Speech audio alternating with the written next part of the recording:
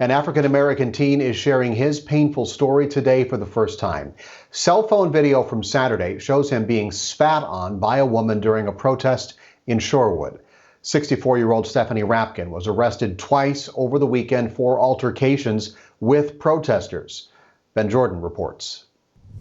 At this time, I continue to be mentally and physically shaken. To be assaulted by an adult in my own community during the pandemic was traumatic. 17-year-old Eric Lucas stood in front of his high school Monday morning to address his encounter with a woman who's been identified as local attorney Stephanie Rapkin during a protest he helped organize Saturday.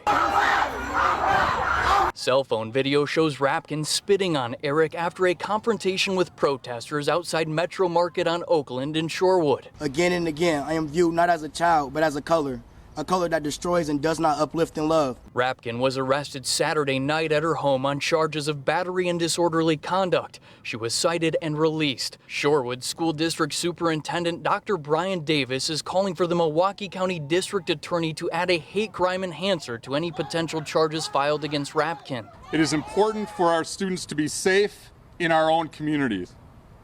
We know that many people of color experience racism in our village and across the North Shore. Rapkin was taken to the Milwaukee County Jail after being arrested a second time this weekend. A man who shot this cell phone video says he was peacefully protesting Rapkin's actions from the previous day when she came outside her home and pushed him. When somebody comes up to you like this, what are you doing? Shorewood police says she became physically resistant while being placed in handcuffs. On Sunday night, fellow attorney Michael Mastelman filed this complaint against Rapkin with the state's Office of Lawyer Regulation. He believes the Mequon attorney violated her oath to serve by committing crimes and acting unprofessionally in public. I don't think somebody like that should be practicing law, which inevitably would be she would be disbarred. The Milwaukee County District Attorney's Office says it plans to review the case against Rapkin on Tuesday for possible charges.